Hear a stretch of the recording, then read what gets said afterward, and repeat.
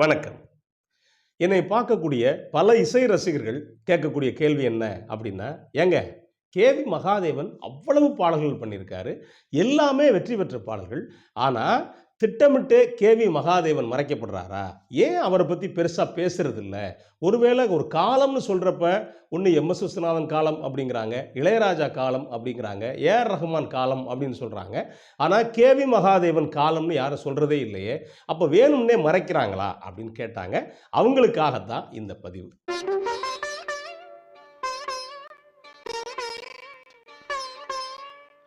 பொதுவாவா நம்ம சொல்றது என்ன சொல்றோம்னா, இந்த சினிமா உலகத்தில இந்த 3 பேருடைய காலம்னு தான் சொல்லுவாங்க. யாரு?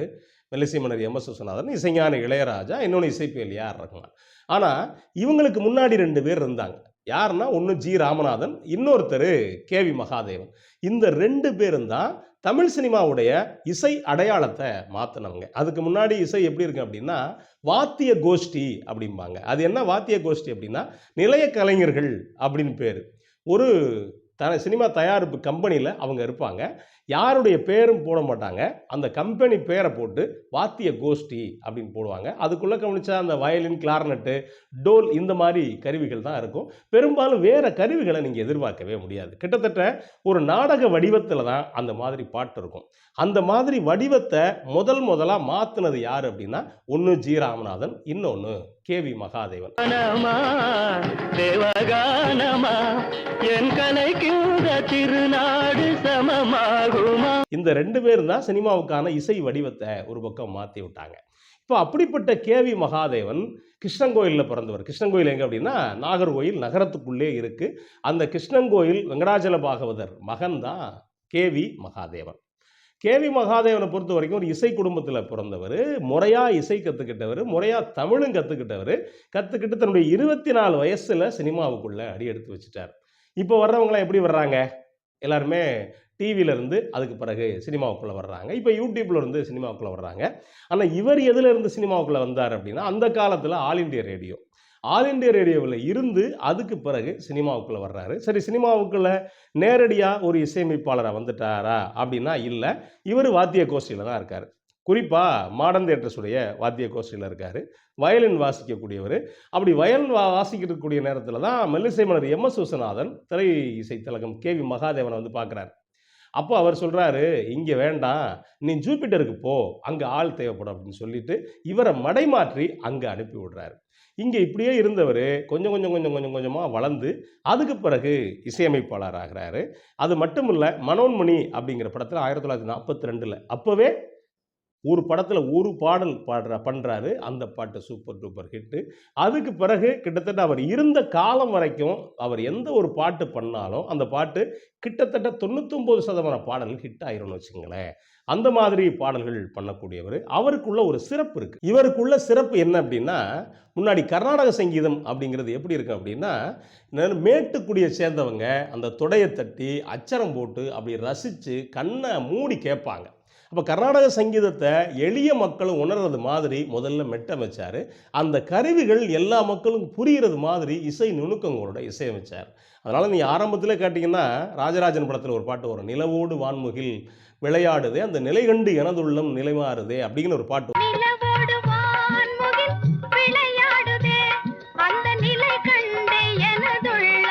பாட்டு நீங்க கேட்டீங்கன்னா, இப்ப கேட்டா கூட அத்தனை வருஷம் கழிச்சு அந்த பாட்டு தேன் மாதிரி இருக்கும். இது மாதிரி பல பாடல்களை அவர் கர்நாடக சங்கீதத்தில் இசையமைச்ச பல பாடல்களை சொல்ல முடியும். அதுக்கு பிறகான காலகட்டத்தில் புராண படங்கள் அப்படின்னா அது கே.வி. மகாதேவன் தான் அப்படிங்கிற இடத்துல கொண்டு வந்து சேர்த்துட்டாங்க. நீங்கள் கவனிச்சு பாருங்களேன், அத்தனை புராண படங்களும் நீங்கள் ஆரம்பத்தில் வந்து சம்பூர்ண ராமாயணம் படமாக இருக்கட்டும், அதுக்கு பிறகு வந்த திருவிளையாடல் எல்லாருக்கும் தெரிஞ்ச திரைப்படமாக இருக்கட்டும், இல்லை சரஸ்வதி சபதமாக இருக்கட்டும், இல்லை திருவருட்செல்வராக இருக்கட்டும், இல்லை அதுக்கு பிறகு வந்த கந்தன் கருணை திரைப்படமாக இருக்கட்டும், இப்படி நீங்கள் ஒரு லிஸ்ட்டை எடுத்துக்கிட்டிங்கன்னா அதிகபட்சமான எல்லா படங்களும் ஒரு 70% திரைப்படங்கள், அதுலேயும் குறிப்பாக புராண படங்களுக்கு வந்து கே.வி. மகாதேவன் தான் இசையமைச்சிருப்பார். நீங்கள் ஒரு நாள் போதுமா ஒரு வகையான வடிவம் அப்படின்னா, இன்னொரு பக்கம் நடிகர்களும் சிவாஜி கணேசன் பாடக்கூடிய அந்த பாட்டு, பாட்டும் நானே பாவம் நானே இன்னொரு பக்கம் அப்படின்னா, இன்னொரு பக்கம் காதலில் தேன் சொட்டக்கூடிய முத்துராமனுக்கும் இவங்க தேவிகாவுக்கும் வரக்கூடிய அந்த பாட்டு ஒரு பக்கம்.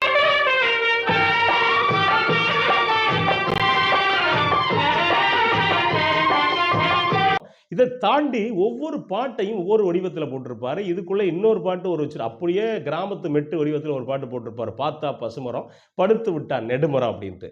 நீங்க இந்த லிஸ்ட்டை நீங்க தனியா எடுத்து பாருங்க. எடுத்து பார்த்தா புராண படங்களுக்குள்ள இவ்வளோ விஷயங்கள் பண்ணியிருப்பார். கேவி மகாதேவன் அவ்வளவு பாடல்களும் ஹிட்டு.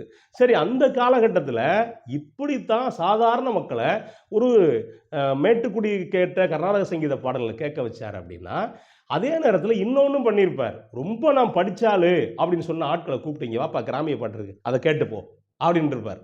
அந்த வகையில் என்னென்ன மாதிரி பாட்டு இன்னைக்கு நம்ம கேட்கக்கூடிய பாட்டு, மாட்டுக்கார வேலா உன் மாட்டை கொஞ்சம் பார்த்துக்கடா அப்படின்னு இருக்கு பாட்டு இருக்கே, இந்த பாட்டு அவர் பண்ண பாட்டு. ஆனால் இந்த பாட்டை கவனித்து பார்த்தீங்கன்னா அந்த காலகட்டத்தில் யாரும் கிராமிய வாத்தியமே தொடமாட்டாங்க. ஆனால் இவர் உள்ள கவனித்து பார்த்தா பம்பையும் உரிமையும் இந்த பாட்டுகளை சேர்த்திருப்பார். மாட்டுக்கார வேலா உன் மாட்டை கொஞ்சம் பார்த்துக்கடா, மாட்டுக்கார வேலா. அது அன்னைக்கு மோனோ ரெக்கார்டிங் அப்படிங்கிறதுனால உங்களுக்கு பெரிய அளவுக்கு தெரியாது. நல்லா போட்டு கேட்டு பார்த்தீங்கன்னா தெரியும். அப்போ அந்த காலத்தில் பம்பை உரிமையை வச்சு பாட்டு பண்ணியிருப்பாரு. அது மட்டும் இல்லை, அதுக்கு பிறகு நிறைய பாடல்கள் நீங்கள் முதலாளிய திரைப்படம் முக்தா சீனிவாசனுடைய இயக்கத்தில் வெளிவந்தது. இப்போ வரைக்கும் பல பேர் இதுதான் கிராமிய பாட்டுன்னு அச்சு அசல் நம்பிக்கிட்டு இருக்கக்கூடிய ஒரு பாட்டு, ஏரிக்கரையின் மேலே போறவிளை பெண்மையிலே என்னருமை காதலியே, அந்த பாட்டு இருக்கு இல்லையா, இதுவுமே அவருடைய இசை தான். இன்னும் சொல்ல போனால் இன்னைக்கும் பல கச்சேரிகளில் முடிக்கிறதுக்கு ஒரு பாட்டு பண்ணியிருப்பாங்க. என்ன பாட்டு தெரியுமில்ல, சித்தாடை கட்டிக்கிட்டு சிங்காரம் பண்ணிக்கிட்டு அப்படிங்கிற பாட்டு. இந்த பாட்டில் முழுக்க முழுக்க வேற கருவியே சேர்க்காம பம்பை, உருமி, தவிழு, நாதஸ்வரம் இதோடு போட்டு பண்ணியிருப்பாரு.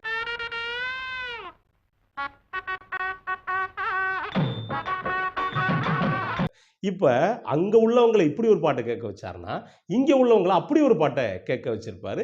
இப்படி தொடர்ச்சியாக அவருடைய பயணம் அப்படிங்கிறது ஒரு பக்கம் போய்கிட்டே இருந்துச்சு.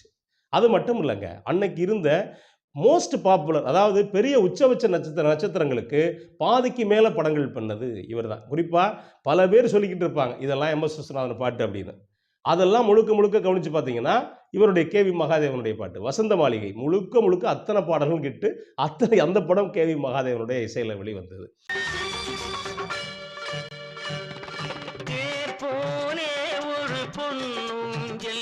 அதே மாதிரி இரவுக்கும் பகலுக்கும் இனி என்ன வேலை அப்படின்னு ஒரு பாட்டு இருக்கும். பயங்கரமான அந்த ஃபாஸ்டான பீட்டு, அதே மாதிரி அந்த கிட்டாரே வேற மாதிரி இருக்கும். அந்த பாட்டு வந்து கேவி மகாதேவனுடைய இசையில் வெளிவந்ததா.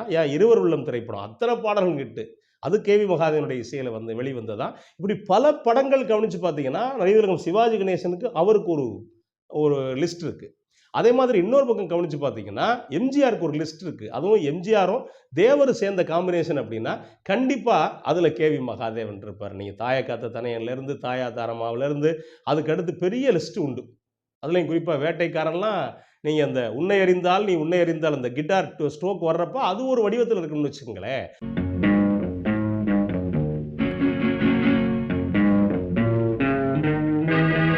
அப்போ அதுக்கு பிறகு கிட்டத்தட்ட எம்ஜிஆருக்கு என்னென்ன படம் வரைக்கும் வந்து கேவி மகாதேவன் தான் பண்ணார். இப்படி ஒவ்வொருத்தருக்கு ஒவ்வொரு வகையில் படங்கள் பண்ணியிருப்பார். அப்படி பண்ணவர் ஏன் வந்து பெரிய அளவுக்கு பேசப்படலை? இப்போ எந்த பாட்டு எடுத்தாலும் நல்லா பாட்டை கேட்குறவங்க கூட இது வந்து எம்எஸ்வி பாட்டா அப்படின்னு கேட்குறாங்க இல்லையா? ஏன் கேட்கல? ஏன் மக்களுக்கு இந்த பாட்டு இவருடைய பேர் போய் சேரலை அப்படிங்கிற இந்த கருத்து இருக்குது. நீங்கள் கேவி மகாதேவனை பொறுத்த வரைக்கும் இன்னொன்று உண்டுங்க. என்ன அப்படின்னா, அவர் இசையில் பெரிய விற்பனர். எல்லாரையுமே அவர் குருநாதர் அப்படின்னு சொல்லுவாங்க. அதாவது எம்எஸ் மெல்லிசை மன்னரே அவரை குருநாதர் அப்படின்னு தான் சொல்லுவார். அதே மாதிரி அந்த காலகட்டத்தில் இருந்த எல்லாருமே, இன்னும் குறிப்பாக சொல்ல போனால் குன்னக்குடி வைத்தியநாதன் என்னுடைய குருநாதர் அப்படின்னு சொல்லுவார். எல்லா படங்களுக்குமே தான் இசையமைக்கணும் அப்படின்னு அவர் ஒருபோதும் விரும்புறதில்லை. யாராவது வந்து கேட்டாங்க அப்படின்னா, எப்பா புகழேந்தியை வச்சு படத்தை பண்ணிக்கங்கப்பா அப்படின்பாரான். யார் புகழேந்தி? யார்? அவருடைய உதவியாளர். இல்லைங்க நீங்கள் தான் வேணும். சரி, என் பேரை வேணால் போட்டுக்க, படம் ஓடணுமா என் பேரை போட்டுக்க, புகழேந்தி நல்லா பண்ணுவான் அவனை வச்சு பண்ணிக்க அப்படின்பாரான். இன்னொரு பக்கம் கவனித்து பார்த்தா, ஏப்பா குன்னக்குடி நல்லா பண்ணுவாப்பா அவனை வச்சு பண்ணிக்கப்பா அப்படின்பாரான். இன்னொரு பக்கம் நீங்கள் கவனித்து பார்த்தீங்கன்னா, ஏப்பா விஸ்வநாதன் நல்லா பண்ணுறாப்பா அவனை வச்சு பண்ணிக்கப்பா அப்படின்பாரான். அப்போ என்ன அப்படின்னா, எல்லா படத்தையும் தானே பண்ணணும் அப்படிங்கிறது யோசிக்கிறதுலாம் கிடையாது. யாராவது அப்போ இருக்காங்களா அவங்கள வச்சு பண்ணிக்கங்க அப்படின்னு சொல்லிட்டு போகக்கூடியவர். இன்னும் சொல்ல போனால் மெல்லிசை மன்னர் எம்.எஸ். விஸ்வநாதன் இவர் மாதிரியே பண்ணணும், அந்த டச் இருக்கணும், ஒரு புராணப்பட டச் இருக்கணும்னு பண்ணின படம் தான் கர்ணன். இவர் மாதிரியே அவரும் இவ்வளோ சூப்பர் ஹிட்டாக படங்களை பண்ணியிருப்பார். இப்போ அது மட்டும் இல்லை, இவருக்குடைய பெருந்தன்மைக்கு ஒரு பெரிய எடுத்துக்காட்டு என்ன சொல்லலாம் அப்படின்னா கந்தன் கருணை திரைப்படம். அதில் வரக்கூடிய திருப்பரங்கன்று குன்றத்தில் நீ சிரித்தாய் அப்படிங்கிற பாட்டு இருக்கு இல்லையா, இது ஏற்கனவே குன்னக்குடி வைத்தியநாதன் தனி தொகுப்பா பண்ணது. அதை எடுத்து மறுபடியும் பண்ணி இந்த பாட்டுக்கு மட்டும் தனியாக குன்னக்குடி வைத்தியநாதன் போடுவாங்க. தன்னுடைய படத்தில் குன்னக்குடி வைத்தியநாதன் பேர் இருக்கட்டும் அப்படின்னு அந்த விட்டு கொடுக்கக்கூடிய அந்த மனப்பான்மையும் உண்டு கேவி மகாதேவனுக்கு. இவருடைய பாடல்கள் அப்படின்னு எடுத்துக்கிட்டே நீங்கள் ஒரு லிஸ்ட் போட்டிங்கன்னா லிஸ்ட் நீண்டுக்கிட்டே போகும். அது மட்டும் இல்லை, இன்னொன்று நடந்துச்சு அந்த காலகட்டத்தில். என்ன அப்படின்னா, இவருக்கு தமிழில் எந்த அளவுக்கு புகழ் இருந்துச்சோ அதை விட அதிகமான புகழ் தெலுங்குல. என்ன காரணம் அப்படின்னா, தெலுங்குல அந்த காலகட்டத்தில் வியாபாரம் அதிகம். ஏன்னா மக்கள் தொகை அதிகம். தமிழ்நாட்டை விட தெலுங்கு மக்கள் சினிமாவை இன்னும் கூடுதலாக கொண்டாடி ரசிக்கக்கூடியவங்க. அவங்களுக்கு பெரிய பொழுதுபோக்கே சினிமா தான். இப்போ வரைக்கும் கூட அப்படி தான் இருக்குன்னு வச்சுக்கோங்களேன். இப்போ அதிகபட்சமாக அவர் தெலுங்கு படங்களுக்கு வேலை செய்ய ஆரம்பிச்சிட்டார். தெலுங்கு படங்களில் கேவி மகாதேவன் வந்தால் தான் என் படம் அப்படின்னு சொல்லி காத்துக்கிட்டு இருந்த தயாரிப்பாளர்கள் உண்டு, காத்துக்கிட்டு இருந்த இயக்குநர்களும் உண்டு. இன்னும் சொல்ல போனால் பல பேர் சங்கராபரணம் மாதிரி நம்ம ஒரு படம் பண்ணிட மாட்டோமா அப்படின்னு இன்னைக்கு வரைக்கும் ஏங்கக்கூடிய பல இசையமைப்பாளர்கள் உண்டு. ஏன் அப்படின்னா, சங்கராபரணம் எந்த அளவுக்கு தெலுங்குல ஹிட் ஆனிச்சோ அதே அளவு தமிழ்லையும் ஹிட் ஆனிச்சு. சங்கரா நாத சரீரா பதா. இப்போ அப்படிப்பட்ட படத்தை எல்லாம் பண்ண கேவி மகாதேவன் ஏன் அந்த அளவுக்கு பேர் எடுக்கலை அப்படிங்கிற கேர் இருக்கல. தெரியும், இதை விட ஜி ராமநாதனாலே பல பேருக்கு தெரியாதுங்கிறது அது வேற. ஆனால் அவருடைய பாடல்கள் கேட்பாங்கன்னு வச்சுக்கோங்களேன். அப்போ என்ன நடந்தது அப்படின்னா, இவர் அதிகபட்சமாக தெலுங்கு பக்கம் போயிட்டார். இன்னொன்று, தன்னை பற்றி அவர் யார்கிட்டையும் பெருசாக பேசிக்கிறது கிடையாது. இன்னொன்று, உள்ளுக்குள்ளே என்ன சொல்லுவாங்கன்னா, செம்ம ஜாலியான பேர் வழியாக இருப்பாராம். உள்ளுக்குள்ளே அவருக்கு தெரிஞ்ச நண்பர்கள் அப்படின்னா அந்த இடமே கலகலப்பாக இருக்குமா. இன்னும் சொல்ல போனால், மெல்லிசை மன்னர் எம்.எஸ். விஸ்வநாதனோட இன்னொரு மடங்கு சம்பாதிச்சவர் அவர் அப்படிங்கிறாங்க. அந்த அளவுக்கு வருமானம் பார்த்தவர். இங்கேயுமே தேவரை கவனித்து பார்த்தீங்கன்னா, பெரிய பெரிய படங்களுக்கு மட்டும்தான் கேவி மகாதேவனை பயன்படுத்துவார். சின்ன படங்களுக்கு இன்னொரு பக்கம் சங்கர் கணேஷ், இல்லை குன்னக்குடி வைத்தியநாதன், இப்படி உள்ளவங்களை பயன்படுத்துவார். அப்போ தமிழில் அவர் ஒரு காலத்துக்கு மேலே ஒரு லிமிட் பண்ணிக்கிட்டார். நான் இவ்வளோ பேருக்கு தான் நான் படங்கள் பண்ணுவேன், இத்தனை படங்கள் தான் பண்ணிக்குவேன், மற்றவங்களுக்கு கைமாற்றி விடுவேன். அந்த நேரம் இல்லை அவருக்கு. இன்னொன்று, மற்றவங்களும் படம் பண்ணட்டுமே, எல்லாரும் வளரட்டுமே அப்படிங்கிற எண்ணத்தில் இருந்தவர் கேவி மகாதேவன். இந்த அப்படிப்பட்ட கேவி மகாதேவன்ட்டு இன்னொரு அரிய குணம் உண்டு. என்ன அப்படின்னா, அவ்வளவு சம்பாதிச்சாரு. எங்கப்பா பணம் அப்படின்னா, கிட்டத்தட்ட சம்பாதிச்சது எல்லாத்தையுமே கொடுத்துட்டாரு. குடும்பத்துக்கு ஒரு குறிப்பிட்ட அளவு கொடுத்தது போக, அது என்ன சொல்லுவாங்க அப்படின்னா, அவர்கிட்ட இருந்த எந்த இசைக்கலைஞர்களும் எந்த ஒரு தொழில்நுட்ப கலைஞர்களும் அவரை விட்டு வெளியில் போக மாட்டாங்க அப்படிம்பாங்க. அதுக்கு என்ன காரணம் அப்படின்னா, அவர் அவங்களுக்கு செய்யக்கூடிய உதவி, மற்றவங்க கொடுக்கறத விட சம்பளம் அதிகமாக கொடுக்கறது, அந்த கலைஞர்களுக்கு ஏதாவது பிரச்சனை அப்படின்னா ஓடி போய் உதவி செய்கிறது, இதை முழுக்க முழுக்க பண்ணியிருக்கார். தபலா ராமலிங்கம் அவர்கிட்ட தான் இருந்திருக்காரு. ஒரு நேரம் ஹிந்தி இசையமைப்பாளர்கள் ஹிந்திக்கு வாங்க அப்படின்னு கேட்குறப்ப, முடியாது, எவ்வளவு சம்பளம் வந்தாலும் தரமாட்டேன், நான் கேவிஎம் கூட தான் இருப்பேன், மாமா கூட தான் இருப்பேன் அப்படின்னு சொல்லிட்டு இங்கே இருந்திருக்காரு. அது மாதிரி பல கலைஞர்கள் அவர் கூடவே இருந்துட்டாங்க. அந்த கலைஞர்களுக்கும் உதவி செஞ்சுருக்காரு பெரிய அளவுக்கு. அதே மாதிரி அந்த தொழில்நுட்ப கலைஞர்களுக்கும் உதவி செஞ்சுருக்காரு. அப்படிப்பட்டவர் தான் கேவி மகாதேவன். இன்னைக்கு நம்ம பார்த்துக்கிட்டு இருக்கிறதுல பழைய பாடல்களில் செம்பாதி அவருடைய பாடல்கள். அவரை பற்றி பெருசாக பேசாததுக்கு இன்னொரு காரணமும் உண்டு. அது என்ன அப்படின்னு நிறைவு செய்கிறேன். என்ன அப்படின்னா, அவர் கிட்டத்தட்ட 90களுடைய ஆரம்பத்தில் இறந்து போயிட்டார். அவரை பற்றி பேட்டி எடுக்கிற அளவுக்கு எந்தவித இன்னைக்கு இருக்கக்கூடிய விஞ்ஞான ஊடகம், அதாவது தொழில்நுட்ப ஊடகங்கள் கிடையாது. அப்போ அந்த ஊடகங்களில் அவர் வரலை அப்படிங்கிறப்ப அவரை பற்றி அவர் குடும்பமே பேசலை.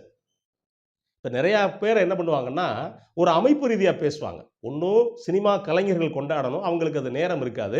ஏன் இருக்காதுங்கிறத விட எதுக்கு நம்ம கொண்டாடணும் அப்படின்னு நிறையா சினிமா கலைஞர்கள் விட்டுட்டு போயிடுவாங்க.